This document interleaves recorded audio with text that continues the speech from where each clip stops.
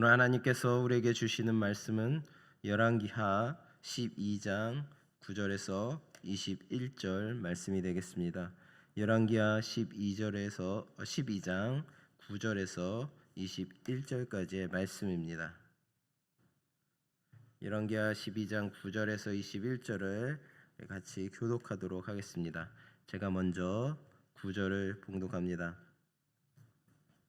제사장 여호야다가 한 궤를 가져다가 그것의 뚜껑에 구멍을 뚫어 여호와의 전문 어기 오른쪽 곧 제단 옆에 두매 여호와의 성전에 가져오는 모든 은을 다 문을 지키는 제사장들이 그 궤에 넣더라.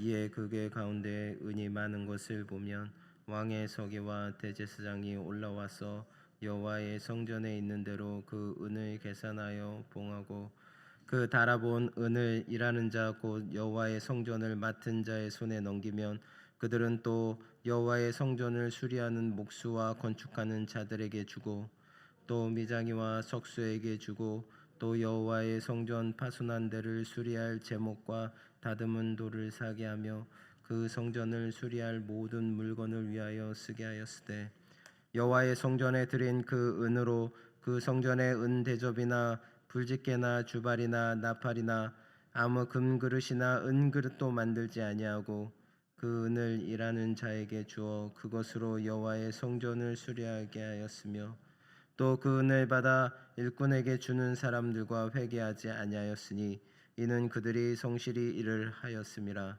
속건제의 은과 속죄제의 은은 여호와의 성전에 드리지 아니하고 제사장에게 돌렸더라. 그때 아람 왕 하사엘이 올라와서 가드를 쳐서 점령하고 예루살렘을 향하여 올라오고자 하므로 유다의 여왕 요아스가 그의 조상들 유다 왕 여호사밧과 여호람과 아하시야가 구별하여 드린 모든 성물을 자기가 구별하여 드린 성물과 여호와의 성전 곳간과 왕궁에 있는 금을 다 가져다가 아람 왕 하사엘에게 보냈더니 하사엘이 예루살렘에서 떠나갔더라. 요아스의 남은 사적과 그가 행한 모든 일은 유다 왕 역대 지략에 기록되지 아니하였느냐. 요아스의 신복들이 일어나 반역하여 실라로 내려가는 길가에 밀로 궁에서 그를 죽였고 같이 읽겠습니다. 그를 쳐서 죽인 신복은 시므아스의 아들 요사갈과 소멜의 아들 여호사밧이었더라. 제 조상들과 함께 장사되고 그의 아들 아마샤가 그를 대신하여 왕이 되니라. 아멘. 할렐루야. 오늘도 하나님께서 주시는 말씀으로 은혜 받으시는 저나 여러분 되시기를 바랍니다. 오늘은 끝까지 하나님만 바라보자라는 제목을 가지고 함께 나눠보기로 하겠습니다. 이 제목을 하게 된 이유는 오늘 요아스에 대해서 요아스 왕에 대해서 우리가 살펴보도록 할 텐데요. 요아스 왕은 처음에는 온전히 하나님만을 섬기며 정직하게 살다가 마지막에서는 하나님을 바라보지 못하고 끝까지 바라보지 못하고 이제 결국에는 신하들의 배반으로 참 안타까운 죽음을 맞이하는 그런 왕이 되었던 것을 우리가 볼 수가 있습니다. 그래서 우리가 오늘 주시는 본문 말씀을 통해서 영적 교훈에 대해서 함께 나눠 보고자 합니다. 먼저 9절에서 16절을 보면 본문은 성전 보수 과정에 대한 설명을 이야기하고 있습니다. 그런데 본문을 보면 성전 보수 공사가 실패로 끝난 1차 시도 때와는 달리 매우 치밀하게 계획에 따라 진행되고 있음을 볼 수가 있습니다. 요아스는 1차 성전 보수 공사 명령을 내릴 때에는 단지 제사장들을 불러서 백성들이 바치는 헌금을 아는 자들에게서 받아서 성전을 수리하라고만 지시하였어요. 그 결과 백성들이 헌금을 바쳤음에도 불구하고 성전 보수는 요아스 제23년까지 이루어지지 않았습니다. 요아스 왕이 보위한 지 23년 동안 성전 보수 공사가 이루어지지 않았다는 얘기입니다. 당시 제사장들은 자기들의 생계에 필요한 헌금과 성전 보수에 필요한 헌금이 구별되지 않은 것을 이용하여서 성전 보수를 위해 바쳐진 헌금까지도 본인 자신들의 생계를 위해서 사용하였어요. 그래서 성전 보수에 대한 전문성의 결여로 말미암아서 성전 보수는 도무지 진척이 될 수 없는 상황에 놓여 있었던 것입니다. 그러나 2차 성전 보수 시도 때에는 상황이 완전히 달라졌습니다. 제사장 여호야다는 성전 보수를 위한 헌금궤를 성전문 어귀에 설치하여서 백성들로 하여금 직접 헌금궤에 헌금을 넣게 하였고, 또 제사장들을 위한 헌금과 성전 보수를 위한 헌금이 구별되게 함으로써 성전 보수 헌금이 다른 곳에 사용되어지는 것을 막았습니다. 또 성전 보수 감독관을 전문가로 임명하여서 성전을 보수하게 하였습니다. 이렇게 하여서 마침내 성전 보수는 성공적으로 마칠 수가 있습니다. 오늘 함께 읽은 본문 말씀 9절에서 16절까지의 말씀이 이렇습니다.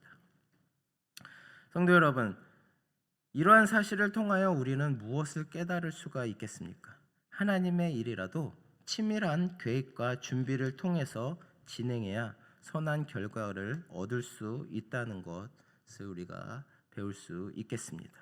간혹 저희들은 하나님의 일을 하나님이 하시니까 아무렇게나 해도 상관이 없고 결국은 잘 이루어질 것이라고 생각할 때가 있습니다. 그래서 저희들이 하나님께서 맡겨주신 일도 우리가 하나님께서 알아서 해주실 것이니까 내가 그냥 대충 하면 될 거야 라는 생각으로 할 때가 간혹 있습니다. 그러나 그것은 큰 착각입니다. 하나님의 일이라고 해서 아무렇게나 하여도 좋은 결과를 얻을 수 있는 것은 아닙니다. 물론 하나님의 일은 하나님이 하십니다. 하지만 중요한 것은 하나님은 당신의 일을 우리 사람을 통해서 하신다는 것입니다. 그러므로 우리가 하나님을 할 때 아무렇게 하면 아무리 하나님의 일이라고 해도 반드시 선한 결과만을 기대할 수는 없다는 것입니다. 하나님의 일이라도 그것을 수행하는 자가 치밀하게 계획하고 준비하지 않으면 좋지 않은 결과를 낳을 수 있다는 것입니다. 그렇다고 하나님의 일이 실패로 돌아가는 것은 절대 아니에요. 실패하는 것은 우리 인간들이고 하나님의 일은 결코 실패하는 법이 없습니다. 하나님의 일은 인간의 실패로 잠시 지연될 뿐 반드시 다른 사람을 통해서 하나님께서 원하시는 그 일을 또 이루어지게 되어 있습니다. 그러므로 우리가 하나님의 일을 할 때에는 어떻게 해야 하겠습니까? 먼저 치밀하게 계획하고 준비해야 합니다. 하나님의 일이라고 해서 하나님이 알아서 해주시겠지라는 아니란 생각을 가지고 대충 하려고 해서는 안 되는 것입니다. 하나님은 당신의 일하는 사람들과 함께 하셔서 당신의 일이 잘 되어지도록 역사하시되 아무런 준비도 없이 덤비는 사람이 아니라 당신을 위해서 잘 준비된 사람과 함께 하셔서 당신의 일을 이루어 가시는 것입니다. 그러므로 여러분은 이 사실을 명심하여서 치밀한 계획과 준비로 하나님의 일에 임하시기 바랍니다. 40년에 걸친 요아스의 통치 행적 가운데 가장 주목할 만한 업적이라고 할 수 있는 것은 바로 성전 보수 공사일 것입니다. 이 성전 보수 공사가 분명 귀하고 아름다운 일이긴 했지만 처음 제사장들에게만 이 일을 맡겼을 때는 요아스 통치 23년이 되도록 아무런 진척이 없었어요. 이후 요아스는 방향을 선회하여서 이 일에 전담할 수 있는 사역자를 세우고 모든 백성들이 더욱더 적극적으로 참여할 수 있는 효율적인 방법을 채택함으로써 결국에는 성전 보수 공사가 잘 마무리가 될 수 있었던 것입니다. 하나님께서는 저희들에게 각각의 저희들이 할 수 있는 일들을 맡겨 주십니다. 전도사로서, 목사로서, 또 집사님으로서, 장로님으로서, 또 여러 가지 성도님으로서, 또 각 곳곳에서 우리가 또 헌신하고 봉사를 할 수 있습니다. 하지만 우리가 그런 봉사 하나, 작은 것 하나라도 하나님께서 맡겨주신 그 사명을 우리가 계획을 짜고 어, 계획을 짜고 책임지고 잘 해 나아간다면 하나님께서는 그 가운데 우리에게 축복을 보여주시는 것입니다. 요하수가 보여준 성전 보수는 어떤 의미에서 참된 신앙을 지키기 위한 노력이라고 할 수 있습니다. 이 일은 어느 한 사람, 어떤 특정 부류의 사람들만이 책임져야 할 일이 아닌 것입니다. 모든 성도들의 일이고 전 교회의 일인 것입니다. 그렇게 모든 성도들과 온 교회가 교회 안에 허물어진 부분, 약한 부분, 새롭게 세워져야 할 부분을 함께 고쳐나갈 때 교회는 온전함을 유지할 수 있는 것입니다. 그러므로 이제 여러분 각자가 처한 곳에서 이 같은 사명을 잘 감당하시기를 바랍니다. 있는 그곳에서 수고하고 땀 흘리는 여러분들의 헌신과 봉사, 섬김과 손길을 통해서 우리 뉴욕 장로교회는 하나님의 거룩한 은혜의 처소로 또한 축복의 통로로 더욱더 영광스럽게 세워질 수 있을 것입니다. 그리고 두 번째로 한번 살펴보시면 13절에서부터 마지막 절까지의 이야기가 있습니다. 이 13절에서 21절까지의 말씀은 아람 왕 하사엘의 예루살렘 침공과 신하들의 모반으로 인한 요아스의 피살에 대하여 다루고 있습니다. 요아스가 아람 왕 하사엘이 예루살렘을 침공하여 오자 자신을 비롯하여서 선왕들이 성전에 바친 성물과 성전과 또 왕궁에 있는 모든 금을 다 취하여서 하사엘에게 상납하고 제발 우리한테 쳐들어오지 말라고 그렇게 항복하면서 그 모든 금을 줌으로 인해서 위기를 모면한 사실을 보도하고 있습니다. 다음으로 요아스의 신하들이 모반을 일으켜서 요아스를 죽임으로써 그의 아들 아마샤가 그를 이어서 유다의 제9대 왕이 되었음을 이야기하고 있습니다. 오늘 본문은 요아스의 통치의 결말을 보여주는 내용이며 11장에서부터 이어지는 요아스가 왕이 된 부분부터 시작해서 그의 통치 전반을 결론짓는 내용이라 할 수가 있습니다. 이 같은 내용의 흐름과 관련해 본문을 볼 때 우리는 본문의 내용에서 의아한 느낌을 받지 않을 수가 없습니다. 왜입니까? 앞선 내용들과 본문의 내용들을 보시면 요아스가 어린 나이에 등극했음에도 불구하고 하나님 보시기에 정직하게 행한 사실과 또한 그가 퇴락해가는 성전을 수리하는 아름다운 업적을 쌓았음을 말씀해주고 있습니다. 그렇죠? 그런데 본문에서는 본문 13절에서 21절까지의 말씀을 보면 마지막까지의 말씀을 보면 17절부터 마지막까지의 말씀을 보면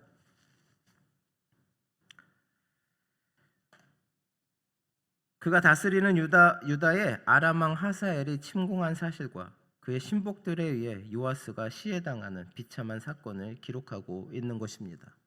우리는 이 일을 어떻게 이해할 수 있겠습니까? 우리가 본서만을 본다면 요아스는 참으로 의로운 사람이라고 말할 수가 있습니다. 그러한 그의 시대에 이방의 침입을 당하고 또 요아스 왕 당사자도 신복들에 의해서 사해를 당하였으니까 하나님이 살아계시다면 이러한 일이 어떻게 일어날 수 있겠냐는 의문을 갖게 될 수도 있습니다. 어떻게 하나님 앞에 정직하게 행하고 하나님 앞에 의로운 자가 또 그동안에 그전 왕들은 다 이방신을 섬겼지만 오늘 말씀에 나와 있던 요아스 왕은 하나님 모든 우상들을 버리고 성전을 보수하고 또 하나님을 위해서 온전히 살았던 그런 왕으로 우리가 볼 수가 있는데 어떻게 하나님께서는 아람 왕을 통해서 어려운 상황을 주게끔 만들고 또 신복들로 하여금 죽임을 당하게 할 수가 있습니까? 그런 의문을 우리는 갖게 될 줄 압니다. 그러나 우리는 먼저 본서가 요아스의 행적에 대하여 다 기록한 것이 아니라는 것을 알아야 합니다. 본서와 병행을 이루는 역대기의 기록에 의하면 역대야 24장 17절에서 25절에 보면 요아스의 행적에 대해서 자세히 나와 있습니다. 요아스는 그의 스승인 여호야다 선지자가 죽은 후에 타락하였습니다. 하나님의 전을 버리고 아세라 우상을 숭배하는가 하면 그의 잘못을 책망하는 당시 제사장이었던 여호야다의 아들 스가랴를 돌로 쳐 죽이는 등의 악행을 저질렀습니다. 결국 남유다에 임한 전쟁과 요아스가 당한 비참한 죽음은 다 요아스의 범죄에 대한 하나님의 심판의 결과였다는 것을 우리에게 보여주고 있습니다.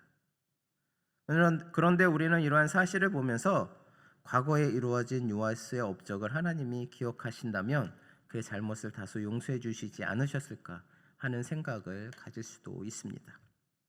이는 성도들이 갖는 일반적인 생각일 것입니다.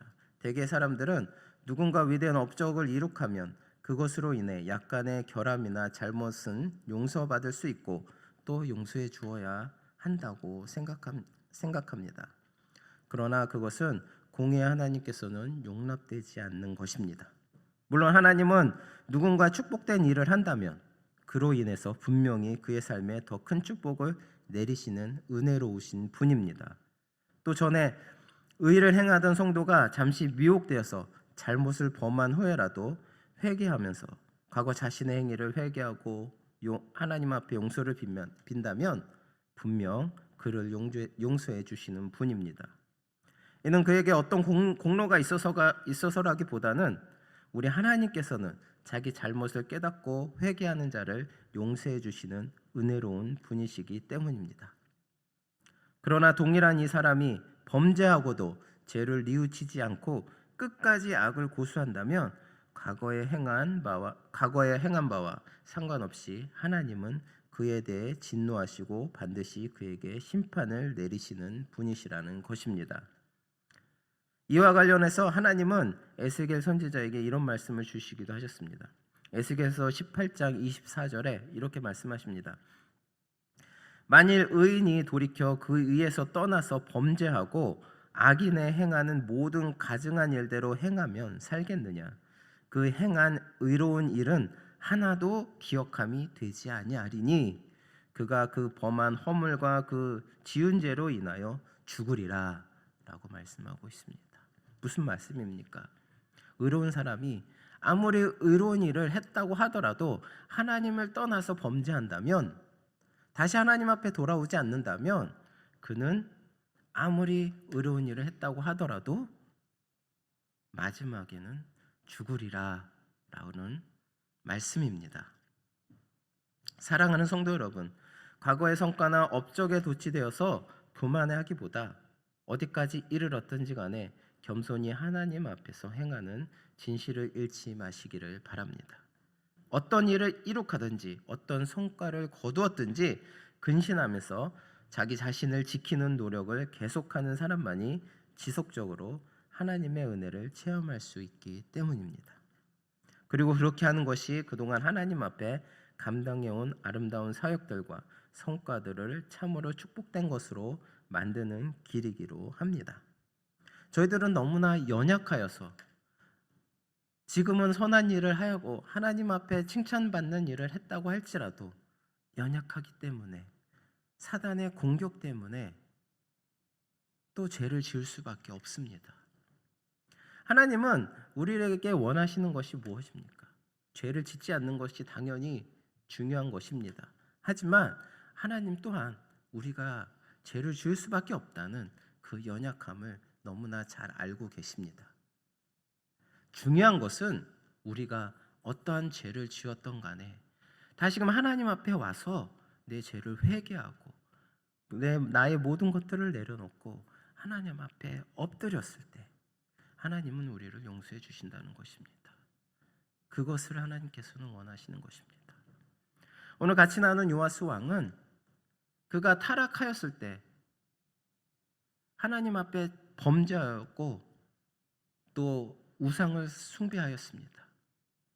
하나님은 요아스 왕에게 여러 번 네가 잘못하였다. 나에게로 돌아와라. 라고 그에게 기회를 주었습니다. 여호야다의 아들을 통해서 네가 지금 잘못하고 있다라는 것을 보여주셨고 또 아람 왕이 치고 들어오는 것을 통해서 네가 잘못했기 때문에 내가 지금 전쟁을 일으키려고 한다라는 것을 보여주셨어요. 두 번이나 경고하였어요. 네가 나를 따르지 않으면 망할 거야 라는 경고를 주셨습니다. 하지만 요아스는 하나님을 의지하지 않았습니다.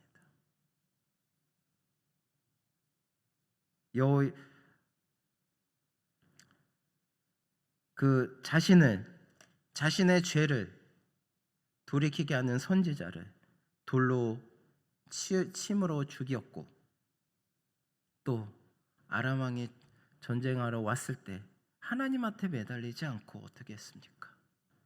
세상적인 물질로 심지어는 하나님 앞에 바쳐진 모든 금까지도 예물까지도 갖다 바치면서 본인이 해결하려고 했습니다. 그 결과가 어떻습니까? 신하에게 배신당해서 죽임을 당한 것이 바로 요아스입니다. 오늘 본문을 통해 우리는 하나님의 약속을 받은 의로운 다윗 집안의 왕으로 등극한 요아스가 결국에는 비참한 최후를 맞이하는 내용을 살펴보았습니다. 그는 분명 이전에 아합 왕과 연루된 악한 왕들이었던 여호람이나 아하시아 그리고 아달랴와는 다른 방식으로 통치를 시작했습니다. 참으로 하나님의 보호와 축복과 은혜 가운데서 그가 왕위에 오르는 것이 백성들 모두에게 기쁨이 될 만큼 아름다운 모습으로 출발했습니다. 이뿐 아니라 지속적으로 제사장 여호야다의 가르침을 따라 남유다를 다스리면서 어려운 중에서도 그동안 퇴락한 성전을 보수하는 아름다운 과정도 있었던 것입니다. 그러나 그는 끝까지 그 선하고 아름다운 길에 서지 못했어요. 그것은 바로 자기가 받아야 할 교훈을 멀리하고 악한 도리를 따라 걸었기 때문입니다. 아무리 처음과 중간 과정이 아름답다 하더라도 마지막이 아름답지 못하면 그가 걸어온 길이 결코 무슨 의미가 있겠습니까? 사랑하는 성도 여러분, 그러므로 끝까지 여러분들이 가야 할 길, 서야 할 길, 지켜야 할 도리를 잃지 말으시기를 바랍니다.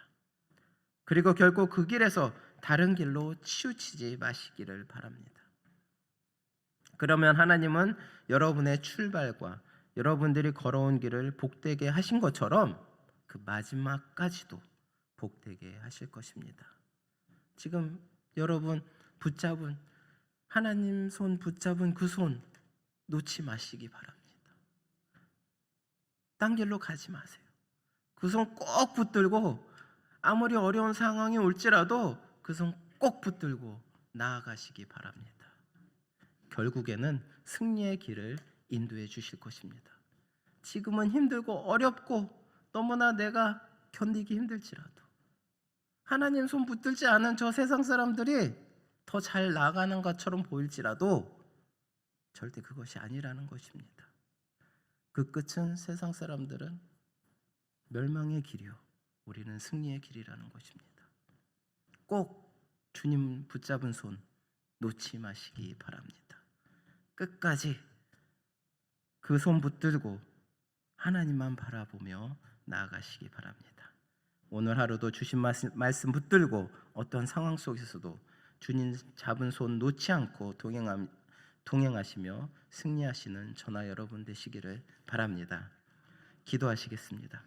사랑의 하나님 감사합니다. 주님께서 저희들 또한 은혜로운 말씀을 통하여서 깨닫게 하여 주심을 감사드립니다. 오늘 요아스 왕을 통하여서 또한 그가 주님을 위해서 하나님을 위해서 행하였던 그 의로운 일과 정직하게 행하였던 의로운 일과 하지만 마지막에는 결코 또한 주님을 온전히 붙들지 못하여서 또 멸망의 길로 향한 것을 오늘 또 배웠습니다. 주님, 저희들 또한 너무나 연약하여서 주님을 붙들고 있는 손을 끝까지 잡지 못하고 세상 것에 또 현혹하여 유혹을 당하여서 또 주님을 멀리할 때가 있습니다. 주님 앞에 죄질 때가 있습니다. 주님, 이 시간 주님 앞에 저희들 회개하고 나옵니다. 이제는 더 이상 주님 붙든 그 손을 놓지 않고 늘 주님과 동행하는 삶 속에서 살아갈 수 있도록 인도하여 주시옵소서. 어떠한 어려운 상황 속에서도, 어떠한 힘든 상황 속에서도 주님 붙든 그 손 놓지 않고 주님과 함께 승리하며 나아갈 수 있도록 인도하여 주시옵소서. 감사드리며 예수 그리스도의 이름으로 기도드립니다. 아멘.